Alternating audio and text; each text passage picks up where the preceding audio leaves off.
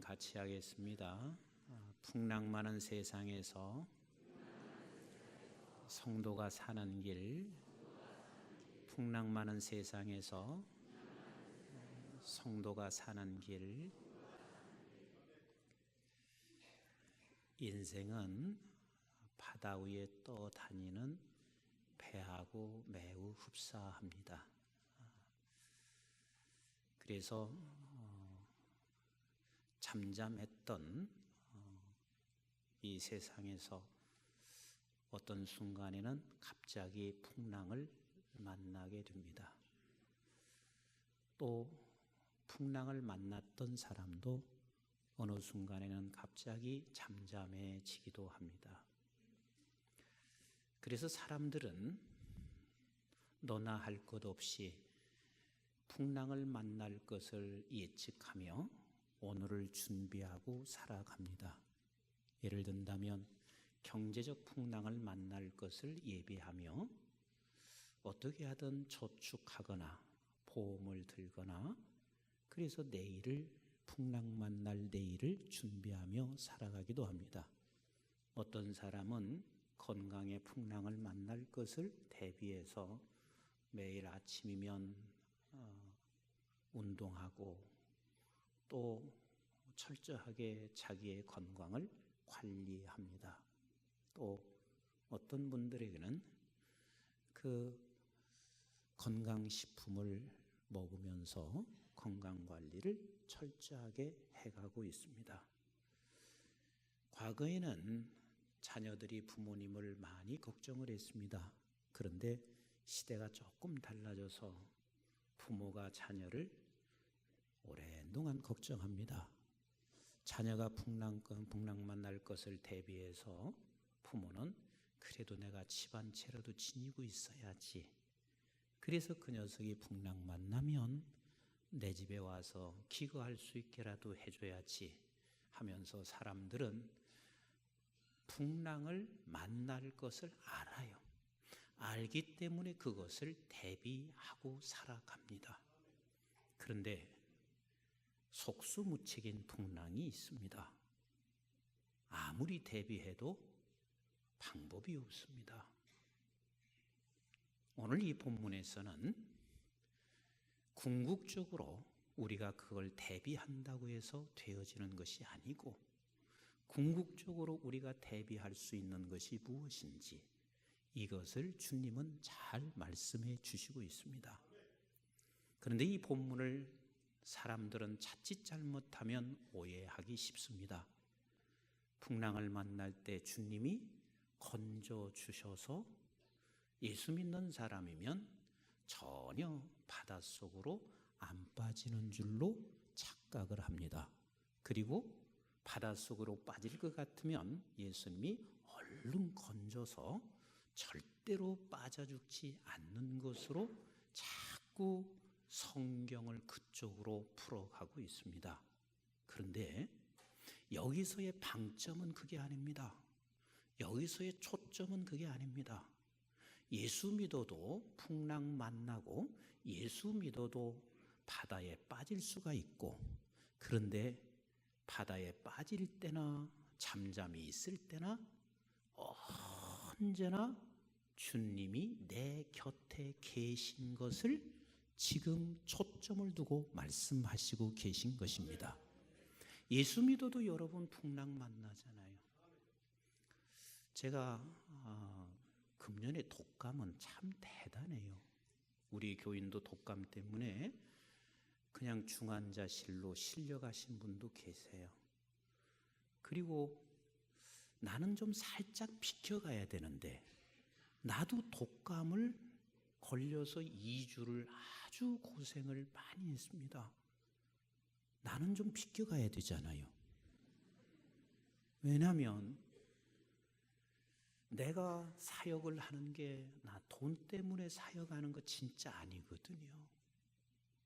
하나님이 주신 복음 때문에 그 어떤 한 사람이라도 증거해야 되는데 내게 독감이 들리면 나는 쉴 수도 없잖아요. 그리고 독감 걸려도 예정된 날짜에 맞춰서 나는 사역을 해야 되잖아요. 그럼 나 같은 사람은 좀 살짝 빠지고 지나가야지. 근데 나도 독감이 내게 와서 결국은 독감 걸려서 쉴 수도 없는 처지 입장인 저는 그곳에 가야만 됐고, 가서 복음을 전파하는데 얼마나 힘들었는지 몰라요. 그러면 나는 주님을 부르지 않고 기도하지 않아서 주께서 나 독감 걸리게 했나요? 아니거든요. 나는 기도도 했습니다. 그리고 하나님이 제발 건강 주셔서 주의 복음 전파라고 우리 성도님들이 많이 기도도 해주시고 있습니다. 그런데도 독감 걸렸습니다. 예수 믿으면, 우리가 예수 그리스도께 기도하면 하나님께서 우리를 건져내셔서 우리는 빠지지 않는다고 생각하고 있지만, 예수 믿어도 빠져요. 예수 믿어도 아파요. 예수 믿어도 우리가 경제적인 어려움에 처할 수가 얼마든지 있습니다. 그런데 그 상황에서 우리가 반드시 붙잡아야 할 것은 예수 그리스도께서 내 곁에 계시다는 거예요. 그래서 우리는 이 세상에 보내진 자라는 이야기를 여러 차례 말씀드렸습니다. 우리는 어디에 속한 자요? 하늘에 속한 자요, 하나님께로부터 난 자요. 거기서 우리는 이 세상에 보내진 저와 여러분들은 이 세상에서 싸우는 것이, 우리는 풍랑 속에 빠지지 않는 싸움이 아니라 어떤 풍랑과 어떤 잠잠한 속에서도 우리는 하나님을 보는 싸움인 거예요. 내 곁에 계신 우리 주님이 내 곁에 있음을 보는 싸움이 이 세상에 살아가는 날 동안 우리에게는 매일 매 순간 해야 할 싸움이란 말이에요. 그래서 우리는 보통 한국 교회가 지금까지 이렇게 생각하고 있습니다. 기도를 어떤 환경과 어려움 속에서 우리를 건져내는 한 수단으로 생각을 해왔습니다. 그러나 기도가 절대로 수단이 아닙니다. 기도는 원래 본질입니다. 교회는 반드시 기도해야 합니다. 왜? 우리는 하나님을 보면 반드시 기도하게 되어 있고, 기도하면 하나님을 더 확실하게 볼 수가 있고, 그래서 우리는 반드시 기도는 본질인 거예요.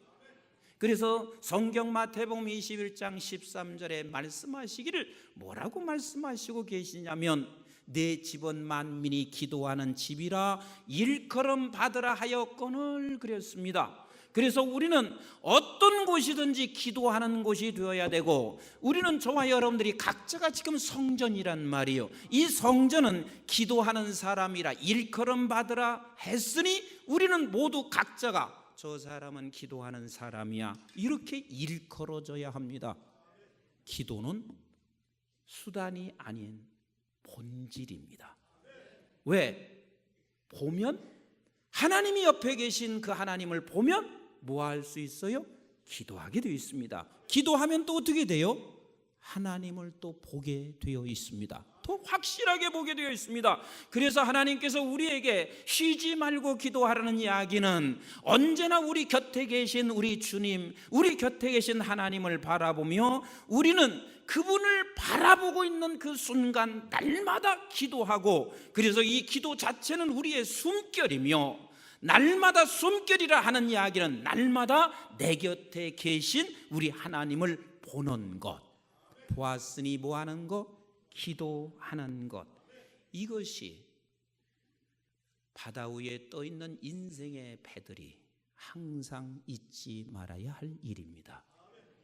오늘 주님은, 이 본문은 바로 이 부분을 우리에게 확인시켜주고 있습니다. 예수 그리스도께서 남정네만 5,000명을 먹이셨습니다. 보리떡 5개와 물고기 2마리로 이 어마어마한 사건이 이루어졌습니다. 우리는 지금 이 사건을 다 믿고, 그리고 예수님께서는 오병이어로 5,000명을 남정네들만 먹였어, 이걸 우리는 믿고 있습니다. 그러나 세상 사람들은 믿는 사람 하나도 없습니다. 이건 짠 이야기고, 그리고 이건 꾸민 이야기고, 어찌 그런 일이 있을 수 있을까?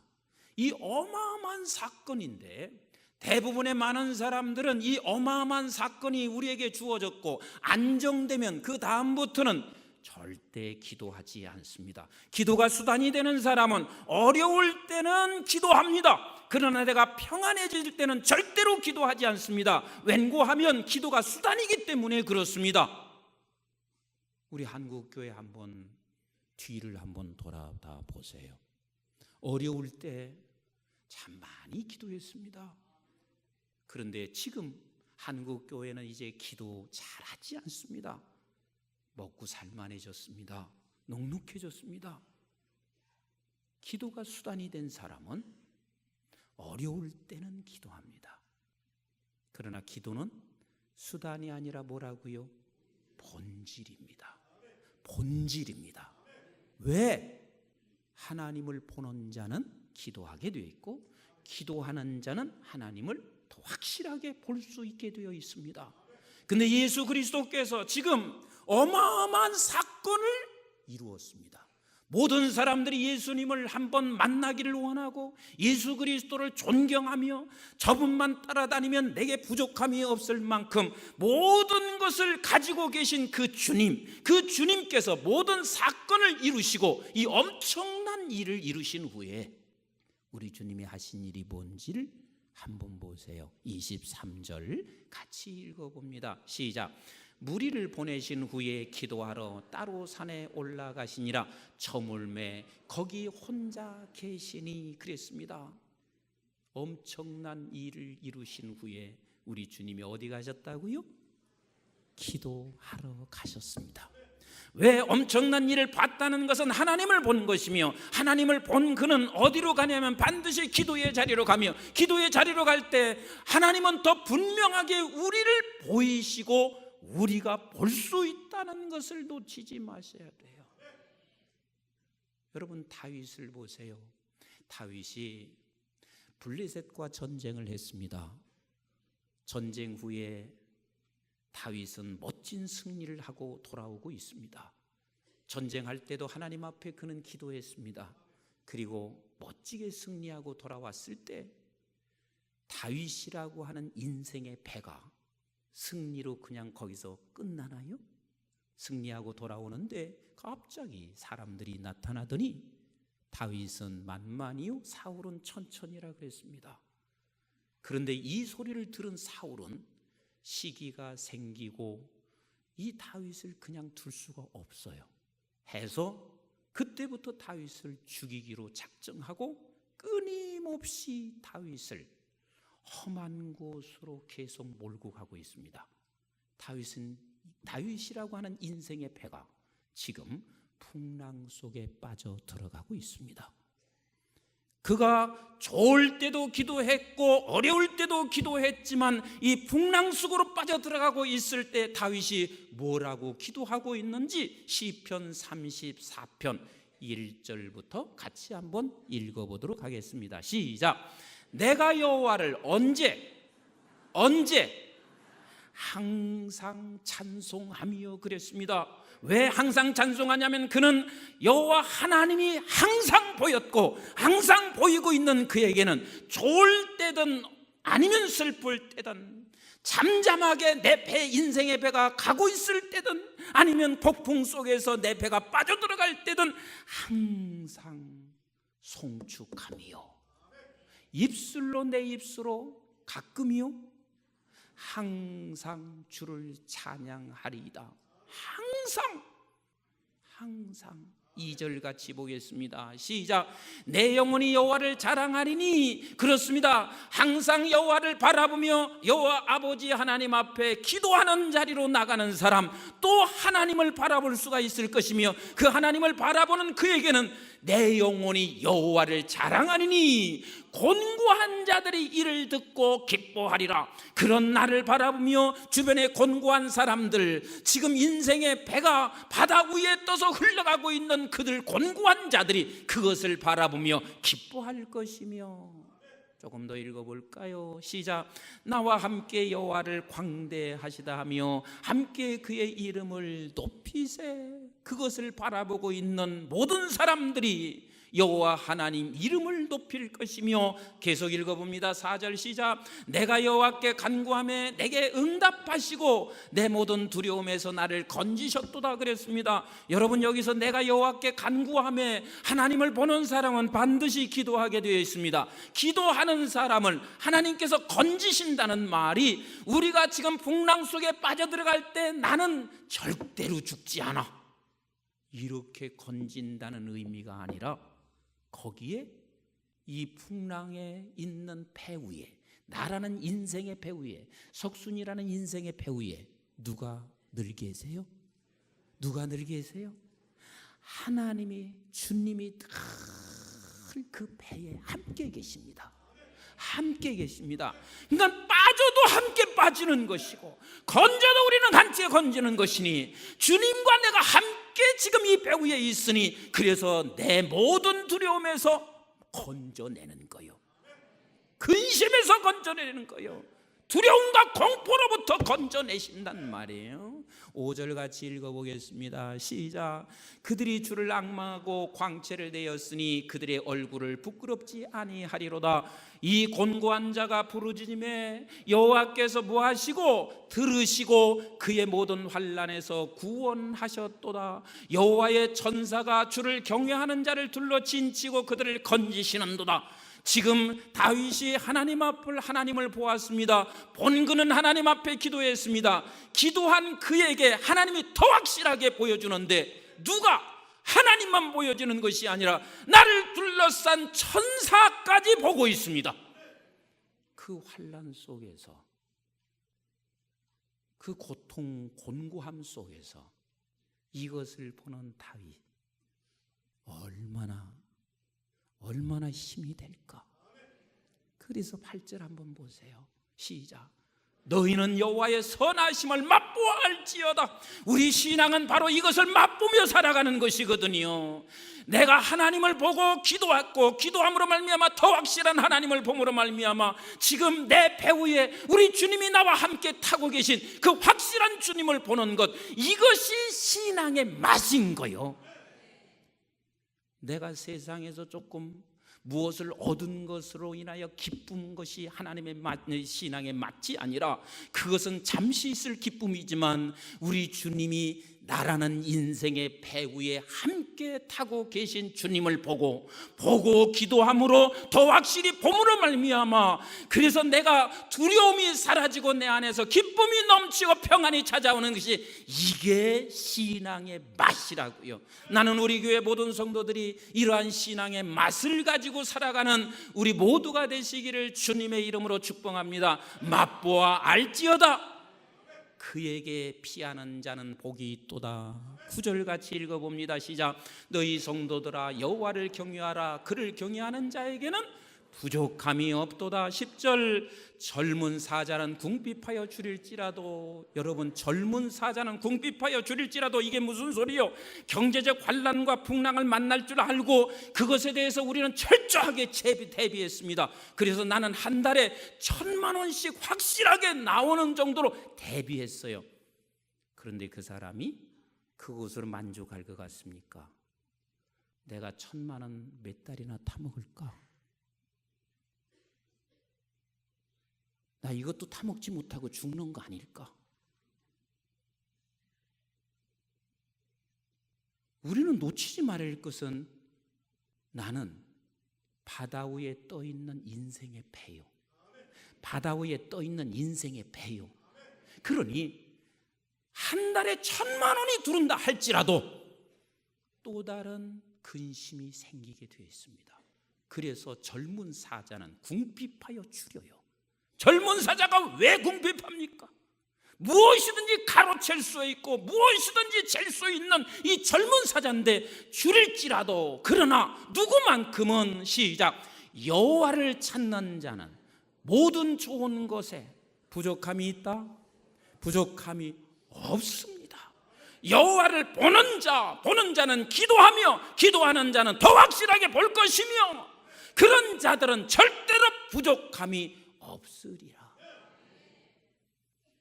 다윗의 인생의 배가 가장 평안할 때가 있었습니다. 그가 언제 평안했냐면 나를 날마다 쫓아다니며 나를 잡고자 죽이고자 했던 사울이 죽었습니다. 하지만 다윗이 사울이 죽은 것에 대하여 기뻐하지는 않습니다. 슬퍼하고 있습니다. 근데 그가 죽었다는 것은 이젠 다윗에게 평화가 찾아온 것입니다. 그리고 그가 왕이 됐습니다. 이제는 평화의 시대가 도래했습니다. 그런데 다윗이라는 인생의 배는 또 다른 풍랑이 찾아오고 있습니다. 어느 날 갑자기 밧세바가 보였습니다. 그리고 이 밧세바를 그만 취해버리고 말았습니다. 근데 이것을 감추기 위해서 남편인 우리아를 전쟁터로 보내서 그 우리아를 죽였습니다. 감쪽같이 속일 줄 알았는데 나단 선지자가 와서 그것을 지적하기 시작합니다. 지적하고 있는 그 순간 다윗은 앞이 캄캄했을 것입니다. 왜? 온 백성들이 다 다윗을 존경했습니다. 모든 백성들은 다 다윗이 내 왕이라는 것에 대하여 가장 행복하게 여기고 있습니다. 근데 그의 다윗의 모습이 민낯이 드러났습니다. 다윗에게는 이제는 모든 백성들이 손가락질할 그 순간이 그에게 찾아왔습니다. 이때 다윗은, 그런 중에도 다윗은 내 곁에 계신 하나님을 보았습니다. 그리고 내 곁에 계신 하나님을 바라보며 바라본 그는 아버지 앞에 기도하고 있습니다. 이게 시편 40편이에요. 1절과 4절까지만 같이 한번 읽어보도록 하겠습니다. 시작. 내가 여호와를 기다리고 기다렸더니 귀를 기울이사 나의 부르짖음을 들으셨도다.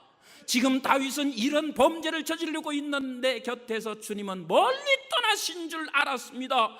그래서 기다렸는데 아버지 하나님께서는 이미 귀를 기울이셨다는 거예요. 그래서 여호와를 보고 있는 그에게는 그 귀를 기울이시는 여호와 하나님 앞에 부르짖었습니다. 2절을 같이 보실까요? 시작. 나를 기가 막힐 웅덩이와 수렁에서 끌어올리시고 내 발을 반석 위에 두사 내 걸음을 견고하게 하셨다. 이게 지금 여러분들이 어떻게 들리십니까? 다윗이 그런 웅덩이 속에 지금 모든 백성이 손가락질을 하며 아니 어떻게 나의 왕 되시는 분이 그리 할 수 있을까 하는 그곳에서 하나님이 백성들의 마음을 다 돌려서 왕이여 괜찮아요. 우리 왕이 그 정도 한 것은 절대 죄가 아니니 다 우리가 덮어줄 테니 걱정하지 마세요. 그 말을 한 거 아니잖아요. 지금 그 말이 아니잖아요. 나를 기가 막힐 웅덩이 수렁에서 끌어올리시고 내 발을 반석 위에 두사 내 걸음을 견고하게 하셨도다 하는 이 말은 이런 죄악 중에서도 우리 하나님을 바라보고 있는 다윗은 아버지 하나님 앞에 기도하면서 그가 뭐라고 고백하고 있냐면 이런 나 같은 사람에게도 나의 발을 어디 위에 두셨다고요? 반석 위에 두셨습니다. 오늘로 말하면 반석 대신 예수 그리스도 위에 내 발을 두셨다고 지금 말을 하고 있습니다. 그래서 내 걸음을 견고하게 하셨다고 말하고 있습니다. 이것이 지금 다윗이 여호와 하나님을 바라본 그가 기도할 때 하나님께서 그에게 주신 확신이요. 그래서 다윗은 말하고 있습니다. 나는 하나님 앞에 범죄했다.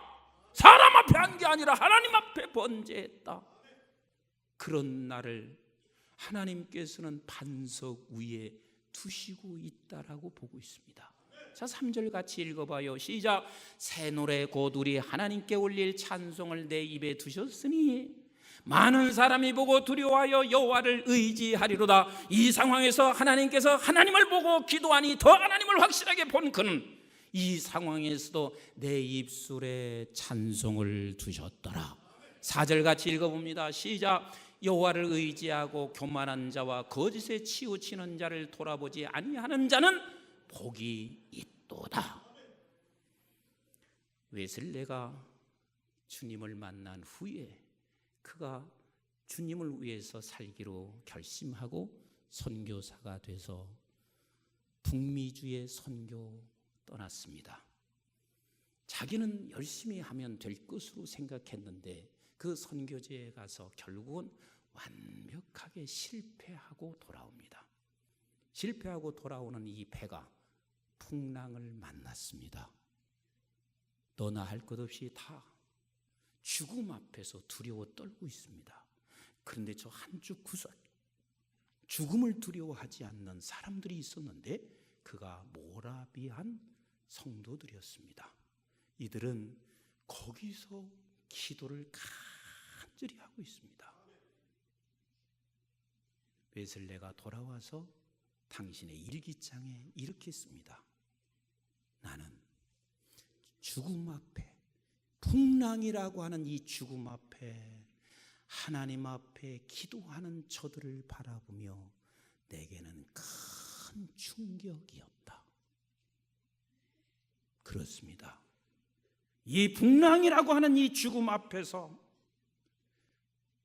저들은 하나님을 바라보았고 하나님을 바라보는 그들은 기도했습니다. 기도하면 저들은 더 하나님을 확실하게 볼 것이며 확실하게 보고 있는 저들에게는 마음의 두려움이 사라지고 마음의 평강과 기쁨이 반드시 찾아오게 되어 있습니다. 인생은 바다 위에 떠 있는 배입니다. 그래서 24절을 같이 한번 읽어보세요. 시작. 배가 이미 육지에서 수울이나 떠나서 바람이 거스림으로 물결로 말미암아 고난을 당하더라. 이게 지금 베드로나 그리고 예수님의 제자들만이 지금 이 배가 아니라 우리 저와 여러분들이 지금 이 인생의 길을 걸어가고 있습니다. 이 배울에 바다에 떠 있는 배가 바로 저와 여러분들이란 말이요. 반드시 우리에게는 내가 예기치 아니하는 환난도 찾아올 수가 있고 잠잠할 수 있습니다. 그러나 잠잠하다가 또 환난이 찾아올 수가 있고 환난이 있다가 또 잠잠할 수가 있습니다. 고난을 당하더라. 그때 예수를 보고 본 자가 기도하는 자와 예수를 보지 않는 자와 그래서 기도하지 않는 자와 얼마나 큰 차이가 있는지 25절과 26절을 같이 한번 보겠습니다. 시작. 밤사경에 예수께서 바다 위로 걸어서 제자들에게 오시니 제자들이 그가 바다 위로 걸어옴을 보고 놀라. 첫째가 뭐냐면 유령으로 예수를 봅니다. 하나님을 보지 못하고 보지 못하여 기도하지 못하는 그에게는 바로 예수님이 실제이신데 실제들은 예수님을 유령으로 봤습니다. 유령이 뭐예요? 실제가 아닌 것을 실제로 보고 있는 것입니다. 그러나 예수님은 실제 되신 예수님이지만 저들은 지금 예수를 유령으로 보고 있습니다. 오늘날 너무 많은 성도들이 예수를 유령으로 봅니다. 그래서 우리가 조그마한 어려움을 만나면 실제 하시는 예수님을 내가 믿지 않습니다. 모두가 다 유령으로 쳐다봅니다. 내가 예수 그리스도가 반드시 있다면 왜 나에게 이런 환경과 이런 여건을 만들어 줄 수 있냐고 모두가 다 유령으로 보고 있습니다. 이게 얼마나 안타까운 일인지 모릅니다. 예수 그리스도는 유령이 아니라 실제이신 주님이십니다. 실제이신 우리 하나님이십니다. 그분을 보는 자는 기도하며 기도하는 자는 더 확실하게 그분을 볼 수가 있습니다. 그러나 보지 못하는 자들은 그러면서 예수님과 함께 있다고 말하는 자들이 저들에게는 유령으로 보였습니다. 두 번째 보세요. 26절을 다시 한번 보겠습니다. 시작.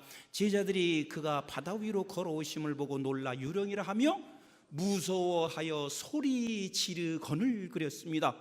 무서워지기 시작합니다. 나라는 인생의 배가 어디에 떠 있어요? 바다 위에 떠 있습니다. 그러니 얼마나 두려워요. 얼마나 무서워요. 풍랑 앞에서 쩔쩔매고 있습니다. 이게 그리스도인이 돼서는 안 된다는 것입니다. 세상의 풍랑을 만나서 쩔쩔매는 세상 사람과 우리는 다른 존재입니다. 보지 못하기 때문에 저들은 그렇고, 우리는 예수 그리스도를 보고, 보는 자는 기도하고, 더 확실하게 보고 있는 우리는 그 세상 앞에서 두려워하지 않습니다. 그 주님이 멀리 계신가요? 얼마나 가까이 계신지 우리 한번 27절부터 30절을 같이 읽어보겠습니다. 시작. 예수께서 즉시 이르시되 안심하라, 나니 두려워하지 말라. 즉시 이르실 만큼 아주 가까이에 계십니다. 저와 여러분들이 아주 가까이에, 예수님이 즉시 말씀하실 만큼 가까이 계신 주님이십니다. 내가 못 보는 것이지 우리 주님은 바로 가까이 저와 여러분들 옆에 계십니다. 조금 같이 읽어봅니다. 28절 시작. 베드로가 대답하여 이르되 주여, 만일 주님이시거든 나를 명하사 물 위로 오라 하소서 하니, 오라 하시니 베드로가 배에서 내려 물 위로 걸어서 예수께로 가되 바람을 보고 무서워 빠져가는지라 소리질러 이르되 주여 나를 구원하소서. 이때야 저가 주님 앞에 지금 부르짖고 있습니다. 그러나 지금 부르짖기 전에도 여전히 주님은 우리 곁에 있었습니다. 어느 정도 가까이 계셨나요? 31절을 같이 읽어봅니다. 시작. 예수께서 즉시 손을 내밀어 그를 붙드시며 이르시되 믿음이 작은 자여 왜 의심하냐 하시고, 즉시 손을 내밀 만큼 아주 가까이 계신 우리 주님이십니다. 그런데 그 주님이 어떤 주님이신가요? 바로 가까이, 즉시 내밀 만큼 가까이 계신 주님이 어떤 주님이신가요? 어떤 주님이 바로 내 가까이 이렇게 계신가요? 로마서 5장 우리 한번 8절 같이 읽어봅니다. 시작. 우리가 아직 죄인 되었을 때에 그리스도께서 우리를 위하여 죽으심으로 하나님께서 우리에 대한 자기의 사랑을 확증하셨느니라. 이 주님이 우리의 바로 손 닿는 곳에, 우리 배 안에 같이 계신 우리 주님이시라고요. 아멘이신가요? 그래서 우리가 그 주님을 보고 본 자는 기도하는 우리가 어떻게 주님께서 살기를 원하시고 있냐면, 로마서 8장 31절을 같이 읽어보도록 하겠습니다. 시작. 그런즉 이 일에 대하여 우리가 무슨 말하리요? 만일 하나님이 우리를 위하시면 누가 우리를 대적하리요? 자기 아들을 아끼지 아니하시고 우리 모든 사람을 위하여 내주시니가 어찌 아들과 함께 모든 것을 우리에게 주시지 않겠느냐? 누가 능히 하나님께서 택하신 자들을 고발하리요? 의롭다 하신 이는 하나님이시니 누가 정죄하리요? 죽으실 뿐 아니라 다시 살아나신 이는 그리스도 예수시니 그는 하나님 우편에 계신 자라. 이분이 지금 우리 배에 함께 타고 계십니다. 사랑하는 성도 여러분, 앞으로 우리가 얼마나 더 바다 위에 떠 있는 인생의 배로 살지는 모릅니다. 아무도 모릅니다. 하지만 분명히 잠잠한 바다일 수도 있고 또 폭풍이 일어날 수도 있습니다. 잠잠하기만 바라는 것이 우리의 인생이 아닙니다. 내가 잠잠하기만 바란다고 해서 잠잠해지지도 않습니다. 믿는 사람에게는 잠잠할 때나 바람이 일어날 때나 나라는 배 위에 주님이 지금 아주 손 닿는 곳에, 가까운 곳에 함께 계십니다. 이것을 보는 싸움을 매일 하시는 것입니다. 이것을 보는 싸움을 하시고 보았으면 기도의 자리로 가는 것입니다. 잠잠할 때든 풍랑이 일 때든 언제나 숨결을 쉬는 것처럼 기도의 자리에 갔을 때 그 하나님을 바라보며 우리는 세상을 이기고 살아가는 성도로 믿음의 사람으로 살아내기를 지금 주님은 제자들에게 말씀하시고 있고 우리 한국중앙교회 성도들에게 말씀하시고 있고 이 방송을 통해서 듣는 모든 이들에게 믿음의 사람이 바로 그런 길을 걸어가는 사람이라고 말씀하시고 계십니다. 우리 주님이 곁에 실제 계십니다. 보시고 기도하시며 세상을 승리하시고 살아나는 모두가 되시기를 주님의 이름으로 축복합니다. 주의 이름으로 축복합니다. 우리 함께 기도했으면 좋겠어요. 하나님 아버지, 나라는 인생의 배 위에서 지금 바다 위에 떠 있는 인생의 배, 이게 내 인생의 배인데 때로는 잠잠할 때도 있고 풍랑이 일을 때도 있습니다. 잠잠할 때든 풍랑이 일 때든 우리 하나님이 나를 사랑하셔서 죽기까지 사랑하셔서 나를 건져내신 그 하나님이 내라는 인생의 배 위에 함께 타시고 계신 그 주님을 날마다 보게 하옵소서. 그리고 날마다 보고 아버지 하나님 앞에 기도의 자리로 나가게 하옵소서. 그래서 더 확실히 보면서 세상을 이기며 살아가는 내가 되게 하옵소서. 우리 한번 합심해서 기도하겠습니다.